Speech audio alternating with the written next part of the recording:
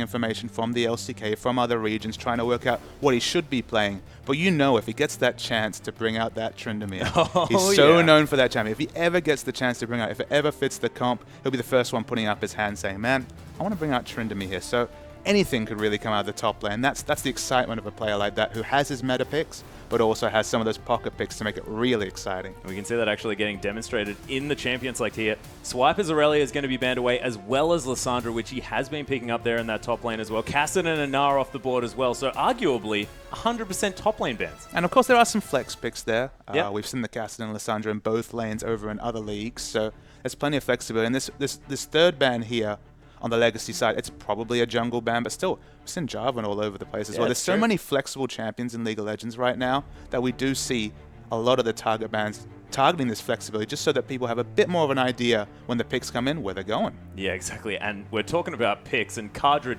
instantly locks in the Rek'Sai. Of course, this is 5.2. She's taken a little bit of a hit, but still an incredibly strong jungler at this point. We'll see what the Chiefs have to answer for it. And to confirm that fact, it is 5.2, as you say, the live patch at the present. The only champion rework is the Tristana rework. So Tristana is globally banned for this particular day of competition, but Ahri is available. The Ahri changes have come through. Be surprised if we don't see an Ahri in this draft. Yeah, has actually slipped through the ban phase as well, and I was sort of expecting that one to be snapped up relatively quickly. We are into the third round, and Swiper's locked in that Scion potentially for the top lane, or the jungle there if Spooks wants to pick that one up. Of course, Spooks with a gigantic champion pool. This guy plays all sorts of things. I heard rumors of Karma jungles and things like this. It's just ridiculous. But Sivir being taken as well by Radiant first up, and Sivir's seen a lot of success. She's definitely been fantastic as far as the engages are concerned, but do you think that this is counterpickable? I mean, we've seen kind of the Jinx counterpick coming up against Sivir. Caitlyn's also a really strong pick there. There's always options, but Sivir has so much utility that even if the laning phase doesn't go well, and I know what you're referring to here, but even if the laning phase doesn't go well, Sivir has that utility. But the really interesting flavor of counterpicks come up. The latest marksman, the latest AD carry, Kallista's been locked in on Legacy side. Yeah, and Tallywhack are going to be taking that one into the bottom lane, and I've heard tell that he is one of the Oceanic AD carry players that has picked up Kallista. I'm so glad that we're going to see it here for our game against the Chiefs of all teams. So all on the line and going for arguably a newer AD carry pick. I mean, Kallista's one of those champions whose ceiling is right up there. It's a bit like when Vayne was first released and people were working out what build to go with, or what skills to max. Kallista, I mean, that passive, it just warps League of Legends, because any champion without like a repeat gap closes really struggles to close distance. Obviously, Sion's going to come in fast. He's such a fast person with his ultimate, with that on the hunt as well. Yeah. The engage will be strong there, but once Kallista starts jumping, starts getting those auto attacks off, going to struggle to lock down this Kallista pick. And I find it really intelligent as we look over to the other side of the draft here. The Chiefs, Swiffer and Radio have locked in Lee Sin and Morgana, so they left that mid lane pick open for Swiffer to counter pick that lane if he wants to. Of course, Lee Sin being locked in for Spooks. Spooks, an incredible Lee Sin player, historically has done incredible things on that champion, and Rosie deciding to go with the Morgana. Always does like those casters. Played a lot of mid lane, of course, as well, and Legacy will see what they respond with to this comp and see what they do to actually round out what they have. Hovering a Hecarim, but I don't know whether that's exactly going to get locked in. So the Lulu's already come through here. It could easily be a Lulu middle top. Yeah. The Lulu support's really actually the role that's fallen off the most when it comes to Lulu, because we've seen plenty of Lulu over in the LPL in those protector comps. I wouldn't be surprised to see the Lulu mid come out here. But I guess what's interesting to me is there's no one right now on the Chiefs team that can really get on top of Kalista and explode. There's not the flavor of Zed right here. So I'd be surprised if we didn't see a real engaged mid laner coming out here. I mean, maybe not Fizz. Fizz, of course, saw some massive nerfs in this patch, so it probably isn't going to be selected right here. And there's the lock. It's an instant lock. Wastes no time, does Rosie, and locks that one in for Swiffer. So Ahri going to be played in the mid lane here against, well, we'll see what's going to be picked up, because Cardred's now hovering the horse. Rek'Sai in the jungle. Rek'Sai can be seen play in the top lane as well, but it is going to be Choo-Choo's on that Lulu in the mid lane. So anti-assassin, do you reckon that's going to work out here against this Ahri? It's an interesting flavor. I mean, Ahri against Lulu is going to be a lot of wave clear, right? It's going to be a very safe laning phase. That's why you see Lulu pick so much right now, is that even against the LeBlancs of the world, such a safe laning phase coming out for Lulu. This Ahri change has made us such a handful, though. The change on the Q, the movement speed. It's interesting that an offensive ability gives us so much defensive potential. Yeah. Because at any point, you can throw out that ability, dodge a skill shot with the massive burst in movement speed, and really be so maneuverable pre-6 that, and we all know that once you hit 6, the jungler looks at mid lanes like, nah, mate, maybe not. Maybe not with the ganks mid. So maneuverable. That's why we've seen a huge rise in her win rate in solo queue as well. She's very powerful. This is the first time we're going to see her out on 5.2, which is super exciting. But I mean, it's just super interesting for me all across the board here, because of course we haven't even talked about the Hecarim top. Yeah, From what I understand, very much an Oceanic flavor pick in solo queue now, coming out in competitive. Yeah, and we'll see what Kardrid can do. Of course, we haven't seen Kardrid in the top lane almost ever, especially not in competitive play here. So we'll see what Kardrid does do with the horse up there in the top side of the map. But if there is an Oceanic flavor, and we're looking at Keen here, who did, of course, head over to join the ranks of Curse Academy, now Gravity, that he busted out that Hecarim in the mid lane. Of course, it's just an Oceanic thing to just use the horse in interesting ways. And one of the reasons why we've seen it jump up a little bit is the changes, I believe, in 5.1, where they increased the healing cap on monsters and minions. It made lane Hecarim really immovable. You know, whenever that W cooldown is up, you can heal so much in lane. The lane sustain is so incredible that it's actually very viable in a solo lane. And Hecarim scales so well with items that he can't get in the jungle. You can't realistically rush a Trinity Force Hecarim in the jungle because you're too squishy. You blow up in a team fight. You don't perform that role. But in the top lane, if you can really get going in the top lane, specifically in a 1v1 matchup, maybe you want to avoid the lane swap just because you're such a fiercely melee champion. But if you can get that farm going, maybe even in the later game when the laning phase ends and you start to pick up that farm, have that teleport available, Hecarim scales so well with items. That's why we start to see him coming up more and more. Yeah, and there's also the threat of incredible high damage Hecarim home guard teleport ganks as well. Uses that teleport to great effect as Hecarim, and we'll see whether we see an incredibly speedy horse launching into the back of a fight. And I guess the most exciting thing about this matchup, there's so many excitements across the board, we probably said that word too much already, is the fact that we had that role swap. We've got Taliawak R&D, we've got Kardrid on top lane, and both of them picking up something new. It's not the old meta here whatsoever. It's Kallisto starting to see that play in the LCS, starting to see that play across the world, but still largely untested. You know, her cap, her timings, you know, whether she's a late game champion or fiercely mid game champion, none of that's really decided yet. Everyone knows that she has strengths and they're trying to test the limits there. And Hecarim top much the same. So seeing all that potential from these roster swaps here, I feel like we'll have a better idea of what Legacy is all about by the end of this game. Yeah, and I want to have a look at the bottom lane just quickly here because Radier has locked in the Sivir. Haven't seen him on that champion all that much recently, but if we go back to the autumn round of 8, he played almost 90% Sivir in that tournament. They were picking it all the time. Of course, she was quite strong back then. I think it was just after she went through a little bit of a rework, and he's going to feel very comfortable down here, but we'll see whether he's going to be able to fall back into that comfort that he showed in autumn.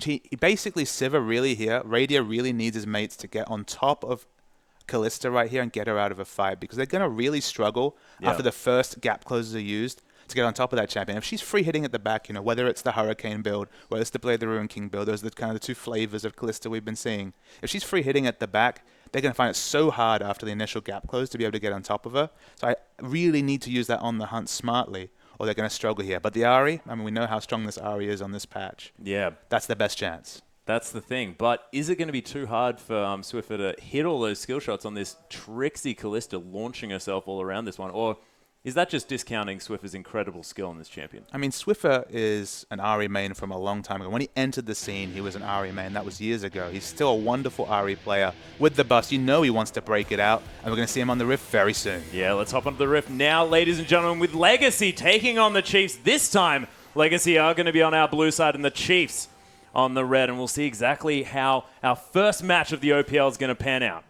All right, so we're looking down the items here. Expect a pretty defensive fan right here. Of course, this is the first game of the OPL, the first game of this new league system for Oceania. So I expect kind of a defensive start, just the wards down, just a bit of feeling out process. We might even see a longer laning phase than we've seen in competitive recently, just because both these teams kind of want to feel each other out. And then by the end game, we're going to see some crazy team fights. I think we'll definitely be seeing some crazy team fights. Of course, the Chiefs renowned for such incredible team fighting synergy, often leaving Radier on his own. Rosie loves to get up amongst it. And now he's on Morgana as well, so getting those soul shackles out is going to require him to be right in there. We'll see whether they do that. Of course, Radier, fantastic self-sufficient AD carry. And Sivir, of course, affords that, even though she doesn't have a gap closer. She has the spell shield, has a fairly safe laning phase right here. And you look down the Chiefs lineup right here, it's the mid-game where they're really going to shine. They have so much pick potential, so much skirmish potential. There's hardly a 2v2 across the lanes that you don't expect to see the Chiefs winning out on. So I expect to see Spooks really aggressive, really active in the mid-game right there, taking advantage of the charm, taking advantage of all the CC that Sion provides. In the bot lane, we have the Dark Binding coming out from Rosie. They have a lot of tools to assist a gank, but in the sheer late game, once this Hecarim and Rek'Sai get really, really big, that's where the Chiefs comp starts to fall away. So I want to see the Chiefs focus on the mid game, focus on that early time, and focus on picking up those dragons, because if they don't, if we see the neutrals coming through for Legacy in the early to mid game, they're going to struggle in the late game, the Chiefs. Yeah, and expect to see Spooks set up shop here in the mid lane as well. Spooks and Swiffer have been playing together for a very, very long time, and you often see Spooks hanging around that mid lane as Swipe is just going to die to the golems. Yeah, so off camera, we see him die. That's a very good strategy. He's going to spawn at level 2. We saw Balls doing this in the LCS, so it's a nice little trick right there. Of course, no global gold afforded to the enemy team on that execute, and just lane level 2. Yep. Hops in there, and Cardra's like, oh, there he is. Okay, and now I have to deal with a level 2 Scion. He's going to lumberjack his way into my lane, but I think that this could be a little bit of a smack fest up here in the top side. Not since the Revive Smite Evelyn play of many moons ago in the jungle have we seen the executes at level 1, but it adds a nice little unique flavor. And of course, Legacy and Cardra understand. You've got to push in, try to deny him CS, but it's very hard at level 1 for a Hecarim to AoE push down a wave. So largely unpunished is Swiper there. He should have a significant experience advantage as this laning phase goes on. Yeah, and Spook's relatively healthy here in the jungle as he's going to clear out his second buff. And we'll see whether he decides to head back, maybe pick up his jungle item, or whether he's going to start affecting the map. And it looks to me like he's heading towards his top side, and Cardra might have to be a little bit careful up here. Oh, Sonic Wave just going to miss as Cardrid's going to pop that speed up and have a bit of a giggle. Still fairly maneuverable is that Hecarim. Yeah, and Swiper's just clearing out the creeps. It's buddy, just back off. It's fine. We're just going to hit each other a bit. And the bot lane here, it's very interesting to see Chiefs so aggressively pushed in right here. Of course, no AoE wave clear on either Tallywhack or Ejim, so I'm surprised that Siv's allowed herself to be pushed in. Maybe afraid of jungle pressure, but this is a lane matchup where I'd expect Sivir to push in, try and deny and get auto attack, harass on the Kalista under turret. But so far, Raiders actually played this laning phase very passively. It hasn't really been using that Ricochet in order to push the lane. You can see, oh, that Rend. Beautiful spell shield, though, from Radiant in order to stop a lot of that damage. Starting to see the first jungle bias coming out here. We do see the Chilling Smite and the Pink Ward available from Lee Sin. So Spook's definitely going to start to get those wards down. It's what we said that Chiefs need to do in the mid-game is to deny vision and set up picks, and a Pink Ward. It's a good start. Certainly is. As we saw Carbon actually doing a bit of counter jungling here early on. He's going to, I believe, deny that wolf camp. And Rek'Sai, we haven't seen too much because she's been sitting on the ban list almost consistently at this stage. As Spook's going to clear out that one lonely little wolf. We've actually been playing on patch 5 in terms of casting for the last couple of weeks. So we're jumping to 5.2. Definitely a couple of rounds of nerfs coming onto Rek'Sai right here. So she's a little bit less power, especially in terms of early dueling. She still gets very strong in the late game. But if you poke your head at level 3 or 4 at half health, you're really going to struggle to outduel Lee Sin especially. And Lee Sin is the duelist jungler. They are picking for the mid game here. But Spooks really needs to double down and get something going. Or as we've explained a few times already, the scaling issue will start to show for Chiefs. So I need to see the Pink Wards and especially the first dragon coming down for Chiefs here. Yeah, and there's a lot of this going to be reliant on Choo-Choos here in the mid lane stopping that snowball from starting because, of course, very defensive is Lulu, can really use that wild growth in order to stop these skirmishes from going in the wrong directions. And is a lot of this on Choo-Choos for this mid stage? I mean, you look down the lanes here. Sion is going to outpush Hecarim early. That's just the way that matchup works. It's at least until level 9 and Hecarim gets 5 points in his queue. In the mid lane, Ahri is going to outpush Lulu. Lulu's going to do her best to match CS. It's probably going to be an even CS wash in the mid lane, but it's down the bottom lane where I'd expect a significant advantage to come in for Sivir, just because of her AoE clear. We finally see Radia has pushed that bottom lane into the turret, is getting some harass in right here. There needs to be at least a 10 to 15 CS advantage in the bottom lane because Kalista's a hyper carry. In the late game, she's so deadly and has so much mobility that for her to go even with Sivir in this matchup is actually a lane win for Tallywhacker. And is it sort of purely from these 1 to 4 stages, or is it going to be? Is there going to be a point towards this mid game where Radier is really going to be able to sort of hard shove Tallywacker, and before he gets, say, that Hurricane in, is that sort of the time where it turns around? Yeah, we're not 100% set on whether it's going to be a Hurricane Kalista. That has been Sneaky's build, and a lot of the American AD carries are focusing on the Hurricane. The Hurricane does give her counter pushing, so maybe that is the clever pickup against Sivir, just to give her a bit more AoE wave clear. You're always going to get a rend reset when you have that Hurricane, because of course any minion dying triggers that instant refresh. We see a little bit of jostling between Carbon and Spooks, but interesting, Carbon's actually out-leveling Spooks at this point. Yeah, and managed to pick up the Scuttle Crab as well. Very important objective on the map, and the Smite Wall was won here by Rek'Sai, and Carbon definitely a fantastic jungler, plays a lot of the likes of Rengar here as well, so able to transition over to sort of an engage jungler in Rek'Sai, so really looking comfortable so far, but we haven't seen too much. And we're going to see consistent scuffles across the games today for that early Scuttle Crab, just because if you look at it, Dan, this is a point for any solo queue jungler out there. 85 gold for killing that objective once you pick up your jungle item is a massive boost in gold, and of course it doesn't eat any of your stats. It doesn't auto attack you back. You don't take any damage from it, and the 85 gold upside is massive. Oh yeah, Tallywacker just going to wait out that spell shield and then use that Ren to get a lot of damage here onto Radier. Of course, the infinite stacking of that skill is ridiculous if you get a few auto attacks in. I mean, towards the late game, once, 1.7, 1.8, 2 attack speed Kalista comes out, the amount of Dragon and Baron secure available between Kalista's Rend and the Smite, I mean, you can basically take objectives freely from about 3,000 health with consistent DPS. Insane as Kalista's neutral control. Yep, just ridiculous. And you can see as well that Spear being used to great effect in order to push this one out. Dark Binding is going to go wide. Ejim's taking a bit of damage here, but you can see Radier's been the focus of Legacy, and Tallywacker really able to shove this one in. So you can tell from Spook's CS values here that he has been trying to focus on influencing lanes, but a lot of the gold actually between the teams is that difference in jungle CS right here. It's actually a 600 gold lead, which is massive, and the first gank might be up the top lane. Yeah, Carbon's discovered Swipe. He's going to get knocked up by that Unbarrier. The Q's proccing here as well, but it seems like Cardred's given up on the whole factor, as Swipe is just going to pop that ultimate and run incredibly fast back to his base. Swipe was just looking for an excuse to pop the ultimate defensively there. He thought maybe Carbon will lose interest and I can hold on to that cooldown. It's about a 2.5 minute cooldown at level 1, so you want to hold on to it if possible, but in the end, forced to blow the ultimate.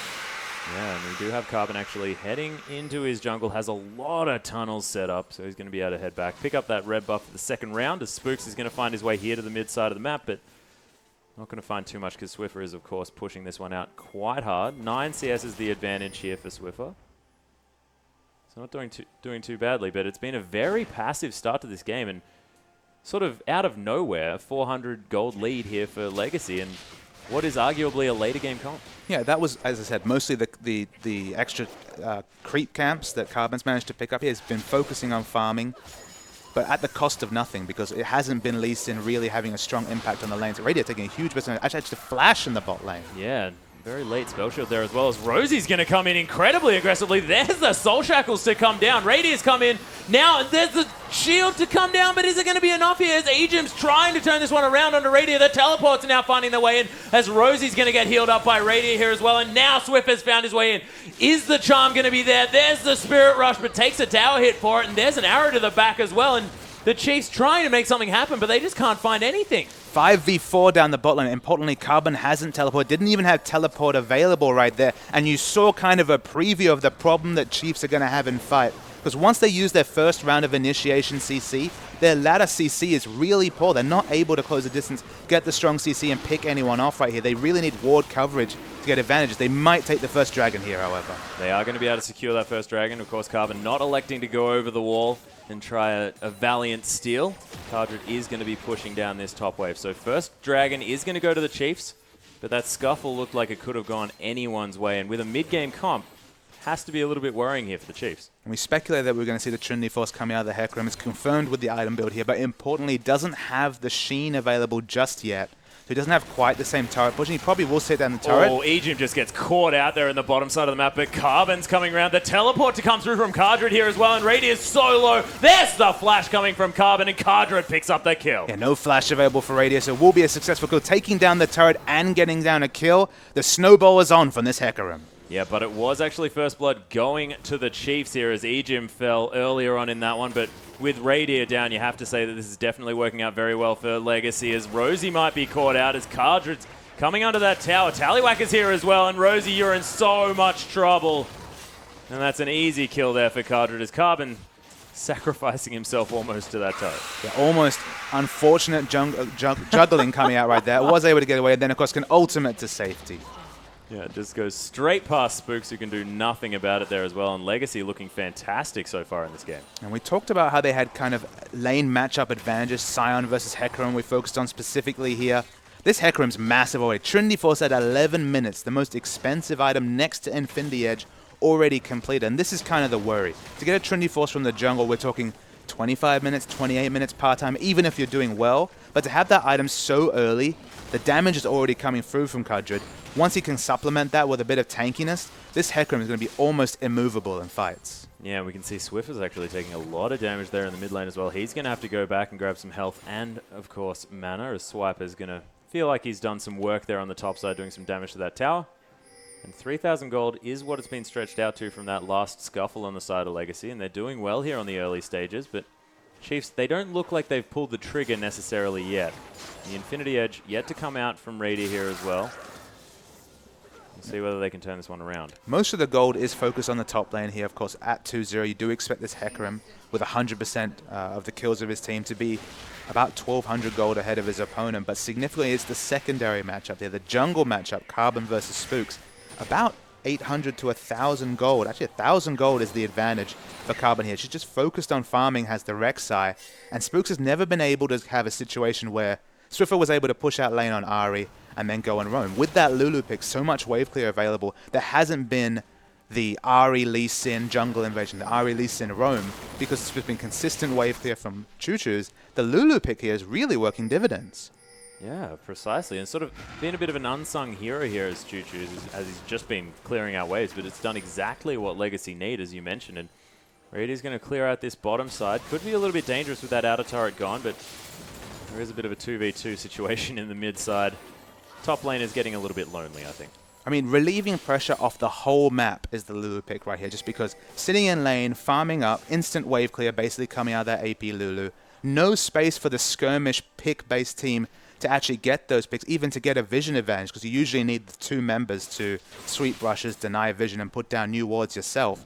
No ability whatsoever to get down deep vision. It is going to be 2 wards are available on the Lee Sin right now. It's probably going to be a Sightstone Lee Sin eventually, but there's no aggressive wards coming down. There's just no tools for Chiefs right now to get a pick, to transfer that into an objective. And that just allows Legacy to scale up, get stronger, and they're going to get there. Yeah, Rosie's actually popped the Soul Shackles here as well. Carbon's got Wild Growth. He's huge in the backside, but Choo-Choo's going down very, very low. Rosie picks up that kill. Tallywhacker's found his way in, gets stunned up by Swiper here, and look at that Orb of Deception damage as Tallywhacker ults to try and get them back in, but it is going to be Swiffer picking up that kill. He's very low. Cardred gets charmed. The Foxfire here as well. Nice kickback into the tower, and the Chiefs have turned it back on. The kick was wonderful there from Spooks. It actually got them the slight advantage right there. The team fighting was a bit scattered from both teams, so 3 for 2. You'll take that from the Chiefs, but still a 2,000 gold lead for Legacy, even after that trade. Yeah, clawing their way back up, though, are the Chiefs, and with 2 of these towers down as well, do need to try and find some of those. So we jump to a replay. Look how fast Radier dies right here. Between the burst from Rek'Sai and, of course, Lulu's AP coming through here. Swiffer tries to get a counter kill, manages to assassinate Choo-Choo's. So the mid lane is fallen right here, but so split are Chiefs right here. The Legacy are fighting together, and Chiefs are super, super split. So for them to actually come out ahead here, it's just Cardred going a little bit too aggressive at the end right there. The kick was really smart. It was nice play right there. It's very slight advantage in that one skirmish, but this should have been a set of skirmishes in the first 15 minutes, snowballing a lead for the Chiefs. 1 dragon to show for the team comp they've picked, and to be behind in gold is a really big problem for the Chiefs. We'll see whether they can change it up, of course. Looking a little bit better now after that last skirmish, and probably feeling a little bit more confident at the same time. But they need to start taking down some of these structures. A lot of the ways that the Chiefs really solidified a lead historically has been by taking towers and then getting forward vision and then strangling their opponents out of resources. But at this stage, it's looking like it's going the opposite way. I mean, you're looking at if you look at one of the best teams in the world at executing a pick comp, you talk about the likes of OMG. getting that first rung of turrets down to get aggressive wards is their natural game plan. That's what Chiefs looked at here with the Sivir pick. They haven't been able to execute Dark Binding is going to land here, though, in the river, and Carbon's going down incredibly low. Spooks manages to get out. There's a Soul Shackles under 3 members here, as well as Rosie is going to lock everyone up. Swiffer's here now, and look at the damage from this Aria's Cardred flashes away. And perfect timing for that dragon. The moment that Carbon committed to taking that tunnel sealed his death right there. He could not go back through the tunnel to get out. He was away from his team, was picked up, and finally that pick was almost gift-wrapped for the Chiefs right there. They got the pick, they pick up the second dragon. They're almost ahead in gold right here. It's very close. We're going to see the replay here. Once he takes that tunnel, he's so split from the rest of his team. Both Tallywacker and Ejim have to disengage right there, so he's picked instantly right here. And it's so much easier to team fight when that huge Rek'Sai in the front lane is down. They pick up two other exit kills right there. Fortuitously, dragon spawns just at that point, and now the first 2 dragons are for the Chiefs. Yeah, and Cardred is running really fast in the top side of the map here as well. Going to get away from that Dark Binding, but the Chiefs looking brilliant. And as you mentioned, I mean, these dragons aren't going to be showing up on the gold score, so definitely giving Chiefs an edge, and it's all tied up.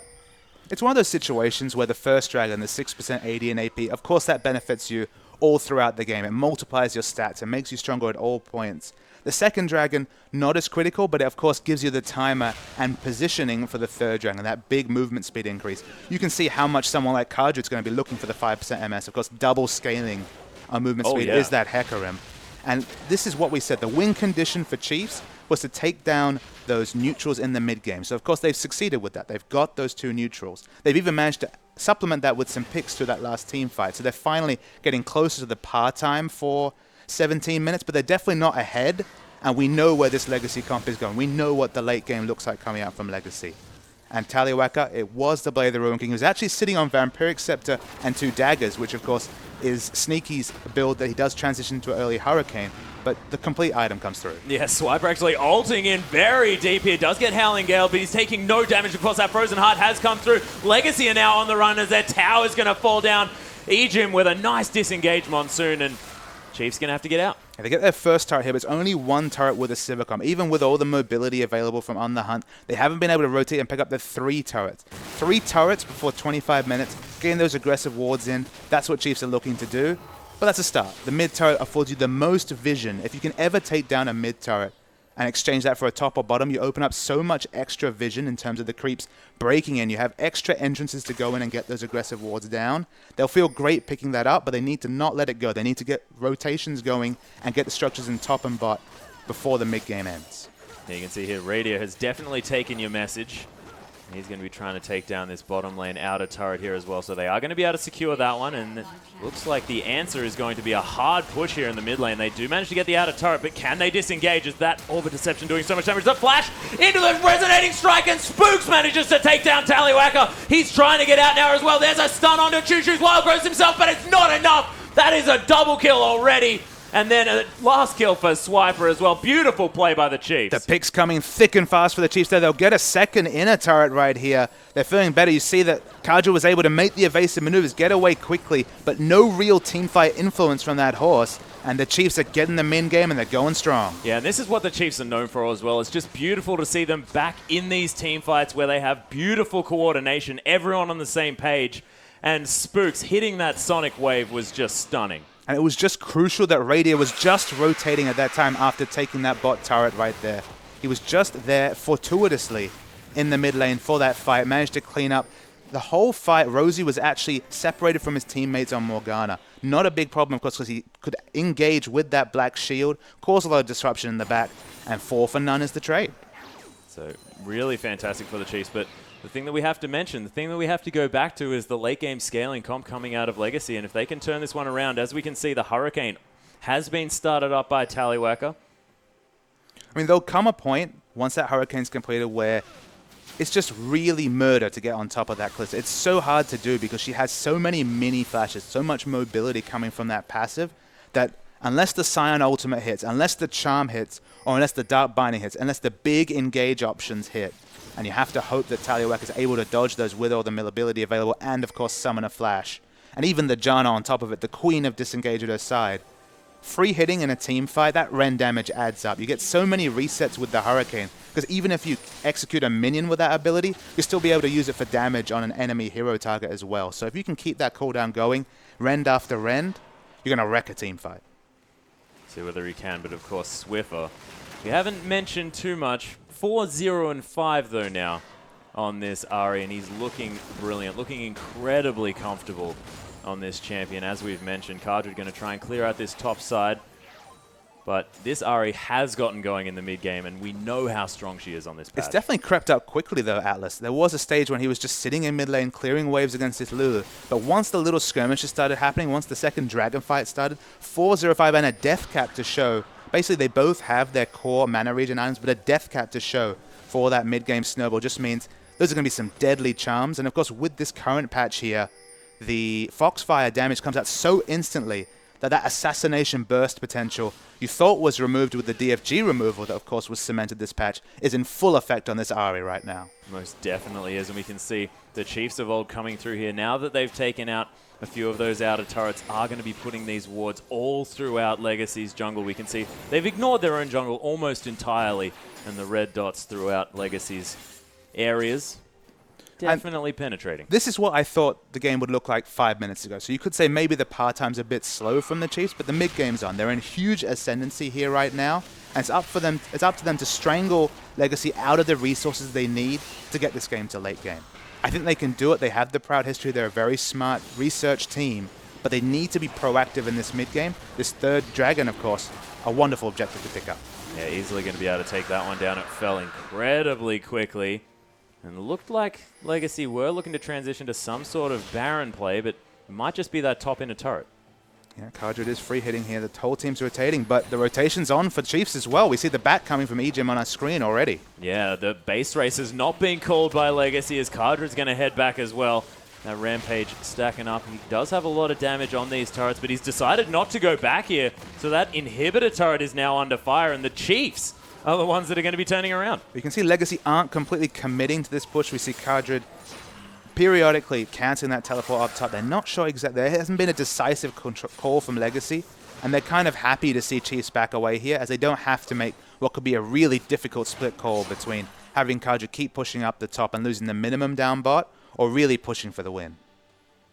Yeah, but as you can see, it does give the Chiefs an opportunity to head back, pick up some items, and do you think it's now time to focus on this Baron? Do you think Baron is going to be what the Chiefs look at to really try and get into the base of Legacy? It's kind of an interesting situation with Baron, just because a pick comp wants to pick up exclusive Dragon and Baron Vision, and then get that first pick before they try going for that Baron. Just because if we see the ultimate coming out from Hecarim on top of all the debuffs coming out in the AoE from Legacy, it's going to be a lost Baron for them to see Cardred take a nice burst of damage in mid. So they'll want to bait it. They want to get that pick. They want that charm to land, because all that damage guaranteed coming out from Swiffer will be a quick pick right there, but they're not in a position to rush down the Baron. In fact, if any team has a Baron team, you have to say Kalista is definitely the Baron champion, if there ever was one. Most definitely. If she is able to get any of those auto attacks onto that Baron, there is almost no chance that the Chiefs will be able to steal that one away, but in control of the map at this stage. On the Hunt's actually being popped here as Swipe is going to try and ult in and get the stun. Tallywhack is going to get caught up as we check out Cardred,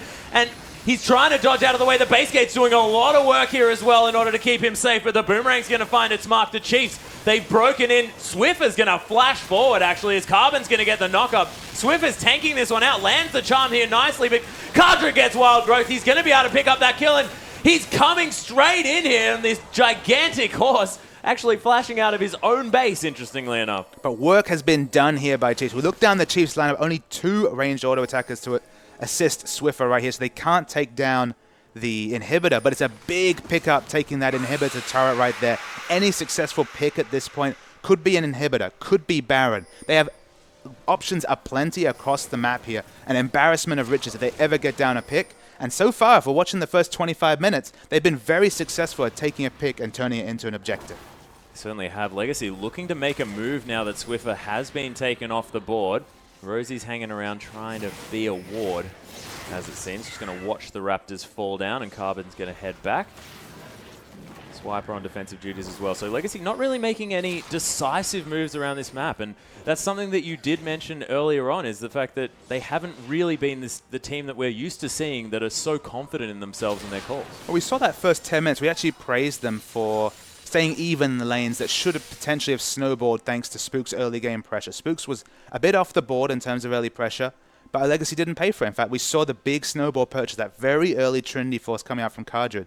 I thought that was going to be a really big factor in the mid game, but everybody else has been dying in these fights. We've seen so many 4-for-0, 4-for-1 trades. Kardred able to get away, is tanky, does do damage, but the rest of his team is falling around him, and that's kind of been the issue here, is that the picks have worked, and the snowboard Hecarim at this point in the game hasn't really amounted to much. No, it hasn't really worked out, and he still has a massive percentage of the team's kills.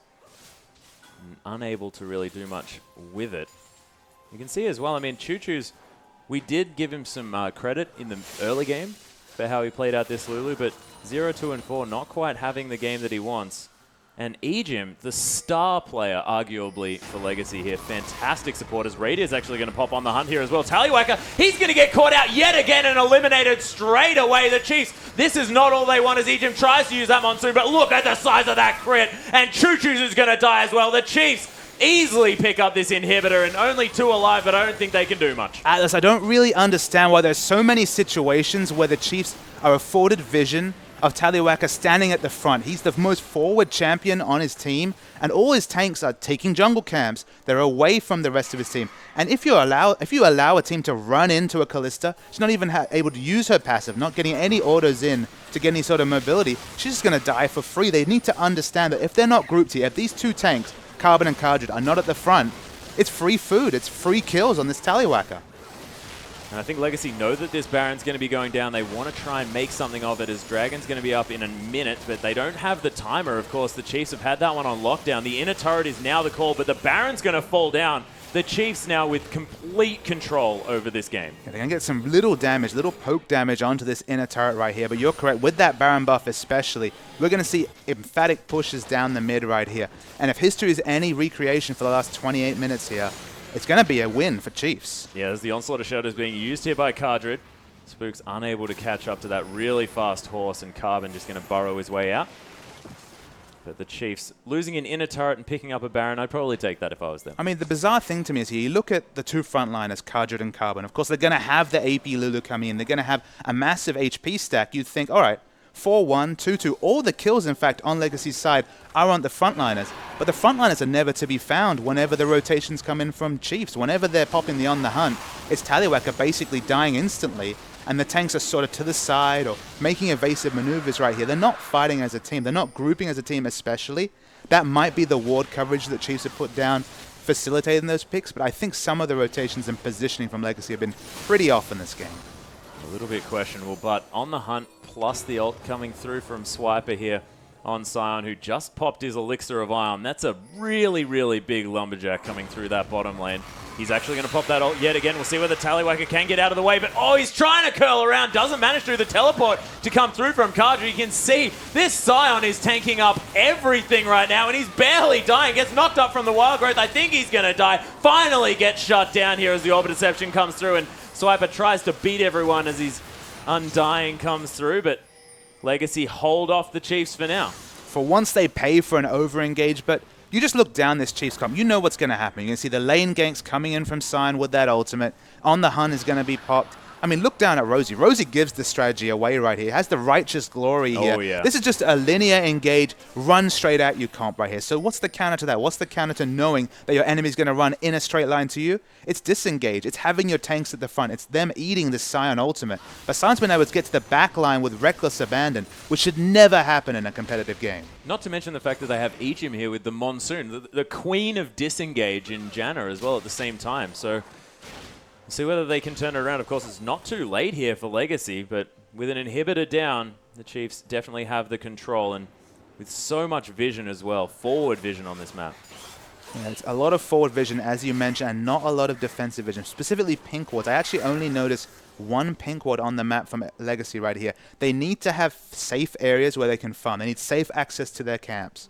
If they don't have that, if they're willing to give up basically everything in their base, everything on their side of the neutrals, they're going to lose their game just because they're never going to be able to scale up to late. This is a very strong Hecarim, a very damaged build coming out from Carbon right here. So there is burst available between those two frontliners. They're tanky and do damage. Yeah. But they can't compare. Look at Swiffer right here. He's got an embarrassment of Rich. I'm pretty sure he's sitting on quite a big amount, 1,700 gold to complement the 3 big AP items right here. And it looks like it's going to let this turret fall. Yeah, you can see Radiant just free hitting on that one. Nice spell shield to get out of the way of that tornado, and they easily take down this inhibitor turret. The inhibitor's taking fire here as well. Legacy have to engage onto something. Swiper's taking a lot of damage. Carbon gets caught up there as well, but he manages to make his way out. But Swiffer picks up the kill on Egypt. Radiant is trying to get rid of Kadra, but Spooks is there to help him out. Swiffer's now trying to deal with the horses. Swiper is somehow still not dead. Tallywacker, though, this time getting caught up just a little bit, but is going to be safe. But the inhibitor goes down, and I don't know how Swiper survived for so long. Swiper is doing more tanking alone than Kadra and Carbon have managed this game. He's just running in,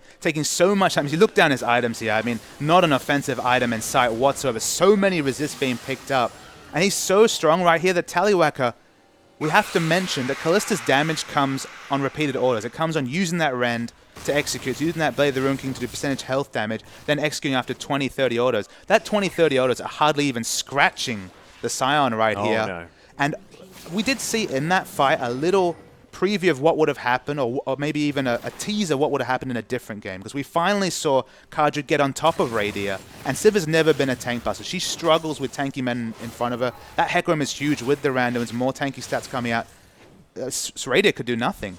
And if there was a different game where they had been able to get that crazy Kadra Carbon engage onto Radia right here, if Siva was falling or doing trivial damage in these fights, I think this would have been a Legacy win. Could well have been, but now Swiper has a Thornmail. He's got 3 of the biggest armor items in the game. There is nothing that Kadra Carbon or Tallywacker can do to this Scion at all, and Choo Choo's on this Lulu just doesn't have enough damage as a Lulu. And all Swiper realistically has to do is attack move on top of Tallywacker, stay on top of him. Of course, the Frozen Heart is decreasing so much of the attack speed-based Kallista's damage right here. And the rest of the team is going to carry him. He doesn't need to do any damage. All he needs to do is stop Kallista from free hitting, and there's no way she's going to be able to walk past this Scion and do damage to the backline. You can see Radio walking up very far, getting those ricochets onto Kadra, who doesn't take very much damage from it. And I think Legacy, they want to make a play here as the Prey Seeker going to come through from Carbon, but you can see the Chief's just so strong right now, and Swiper's threatening that engage. So much space control coming out of a champion without even a lot of CC. Oh, the engage to come through from Carbon here just a little bit as Choo Choo gets caught by a Dark Binding. There's the Onslaught of Shadows right in amongst it, but Kadra's getting torn apart. Swiffer's trying to come in. It's a nice Monsoon from Egypt, getting a lot of healing done as well, but Kadra's going to fall down. The first one in the fight, and the Chiefs just never stop pushing. Really smart positioning coming out of the Chiefs right there. The only free auto target for Tallywacker at any point in a team fight is Swiper, and good luck taking down that undead monster in the top lane here. He's eating, and there's no spread coming out. The hurricane effect is not being felt right here just because there's nobody standing next to Swiper. He's just eating autos happily, and the rest of his team are just able to focus fire down. Kadra in the front tanked up a lot of damage. Carbon, importantly, was squishy there. He was actually forced out of the fight very early, so couldn't really commit to a frontline. So it was a one-man frontline versus another one-man frontline, and I'm going to give it to this Scion every day of the week. Oh, yeah, especially considering the gigantic amount of armor that he's picked up against this largely AD-based team, as we mentioned before. Tallywacker now trying to clear out these super creeps, those Rens just building up massively. But I think this is where we're going to see Kallista being tested as this late-game carry, and can Tallywacker really show the prowess that we've seen in other regions on this champion? I mean, the Scion pick was early here, and it's paying off so much dividends because he's able to stack armor with Reckless Abandon, because, again, this is an AP Lulu right here. She does do little bursts of respectable damage, but she's never going to be able to DPS down their health pool of this Scion. Of course, Scion has so much health coming from his passive right there that he's happy with the magic damage that's coming through, and he's not taking any physical damage whatsoever. He certainly isn't anymore either, as the 5th dragon is picked up by the Chiefs. Kadra may be in a little bit of trouble as Rosie was looking for a possible over-the-wall move, but the Baron is going to be the next one, and it looks like tutorial style for the Chiefs as they take a couple of inhibs, take every neutral objective, and then move in to finish the game. I wouldn't be surprised if they went top lane, Papa Smithy. There's no rush, and it's a bit of feeling. There's a lot of feeling about this matchup, and it's going to be a very nice start to the OPL for the Chiefs right here to finally get one of those monkeys off their back, because it's been such a consistent Legacy stranglehold, both at Winter, both at Finals. Okay, this is just the start of a league, but it's just the start the Chiefs are looking for. That's precisely it, and we'll see whether they can continue this one as the league shakes up. Of course, these two teams are going to be seeing each other another time, of course, on different sides of the rift, and if the Chiefs can come through this matchup, especially in a 2-0 fashion, you could imagine that they're feeling fantastic heading into the final. There's Cardred coming in for an onslaught, but he's going to get half his health taken off him. Carbon's getting destroyed in the backline. Swiper locks up 4 members at once. The Monsoon's decent, but Ejim's going to die. Everyone's dying. Triple kill now for Swiffer. The tower goes down, but the Chiefs, they just want to finish off the base, and what a dominating performance. Swiper has no cares whatsoever from these beams coming out from the Nexus turrets right here. Tanky in the front, so much consistent damage coming out from Swiffer. 11, 1, and 8 on that Ahri. There's a reason we've all been talking about Ahri on this 5.2, and now we're going to start all talking about the Chiefs because they've come up with a massive win here over their nemesis, over Legacy. What a beautiful victory as well, and I think that Swiffer's Ahri is never going to see play again. I mean, until she gets changed, it's just too much. This guy is too strong, and we just saw in that last fight, he was tearing people apart. I mean, you buff a champion that someone has been consistently playing for years now. This is the result you're going to get, and it was left open. He even had the chance to pick it at 5th pick right there. Yeah. Ahri's safe in almost every matchup, but to actually have it in a favorable matchup, or at least an even matchup with the power level of that champion, Swiffer showed why he should not do that, and we're going to get a replay to really get another cementing of the flavor of this game. So it's quite early here, so it's only 7-4. The goal's actually quite even, and we complimented Legacy. We said they played this early game out really well, and we were kind of questioning why Spooks hadn't been more proactive on the Lee Sin. We're going to see a fight. We'll roll the tape right here. So Legacy are actually being aggressive and pushing in. This is the situation where Morgana, you can see on the minimap, has actually found herself in a really aggressive position right here. The Q onto Tallywhacker won them this fight because instantly exploded was the Kalista right there. And you can see Chiefs are fighting as a team. 3 members, the target selection. You saw the veteran status of the Chiefs right there, able to call out targets well. Once Tallywhacker fell, come on, that was a wonderful piece of individual skill from Spooks. But once he fell, the play calling, the experience, it all came through. And that's kind of what we saw from the Chiefs right there. They played to their strengths. They got those picks. It was a little bit shaky in the early game, but what a crazy mid and late game from the Chiefs. Yeah, that was a fantastic match, but we still do have more to come, ladies and gentlemen, as next up, it's